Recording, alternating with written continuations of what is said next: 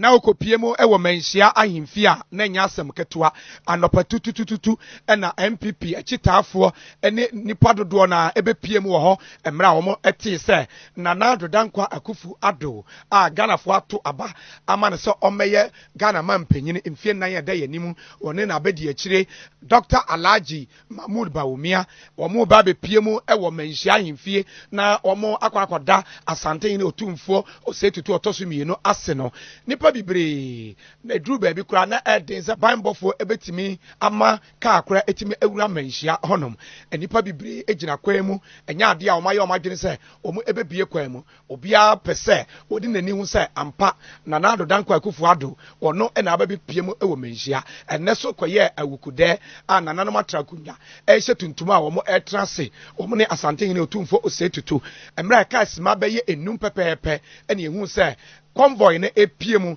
na kyase Nana Addo Dankwa Akofo Addo one na bedi akire Alhaji Mahmoud Bawumia na omo eba be pie mu no na mu ayedin yie pa so ne nyina achi ban bodwumadifo mbe pie mu no omutime hwe ema bibia eye asomdwiem na mra nananom atrankonwa etrase no asante nyine eti edwem no na Nana Addo Dankwa Akofo Addo a wono na sisi Ghana fo ato aba ade ama no se ombeye omampanyin echire mu ne enti a wo mo ebe pie mu ewo manhia so ekuo mpanyifo o manhia ha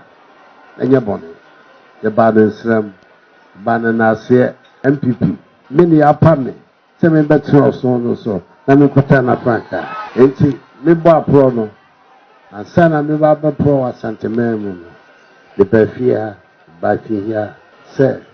me ba be sre isra ni nantie Otumfoo Besu me bafia ha na me ba me nana ho ya Akofo nyina ye piesie na te ho na me ba ma ba be sre isra ne nantie na ekono so no abena wie ne na wotwe pepepe na Ghana mai nyina to aba ne wie ye boboso no me eno Nyankopon de na nisiri so se nkonibie no abamafo the MPP ye ene di nkonim na aba de sa no na esese ishada bafia amanu Otumfoo hu se ekono a ibese ni so mfa na ho de ni misra ne se poko konya nsamafo ni nyina nta amechi no ayi ya mama mama di nkonim tene de ba betra no e de abase de ye no eyeye e maame na nuti na ewie mabafia baba do so na mama kwan so manti asiese isema me katse Ghana fo so Nyankopon mama kwan na me ba meye no me ba be diso pepepe e ma Ghana fo nyina ntumi no se ampa me ba de kwan ya osomi mu e boa me tumi fo se me nkran me da na se papa me ba ya masem kakra me de na mo me sem so ma be de kire yewa Alhaji Muhammadu Bawumia so no edimeti ono so ananti aba enti o chame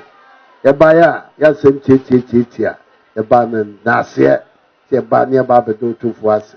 ewo dwumadie na ase eyade a agbomofia togbe afede the 14th a wono so enchepi ena nananom ahemfo omo bedwa ekuo kase mekire National House of Chiefs ekoto aba na omo de yi ne sa ono na ye president edema National House of Chiefs ono so bepie mu a ono so akire mu ne enti a obepie mu ewo manhia ahemfie. We are here first of all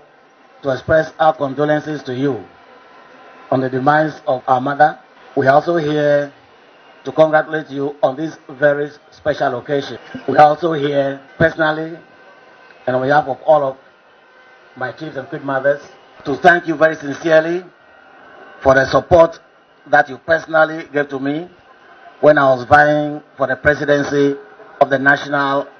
House of Chiefs. I look forward to working with you, first of all, to unite all the chiefs of our dear country and also to unite all the people of our country, particularly to foster friendship between the Ashantis and the Ewes. We have a privilege given to us by our people, and until we meet their needs, we would not have performed our duties to them. And that is why I'm committed to working with you to ensure that we support the government of the day to bring development to our country.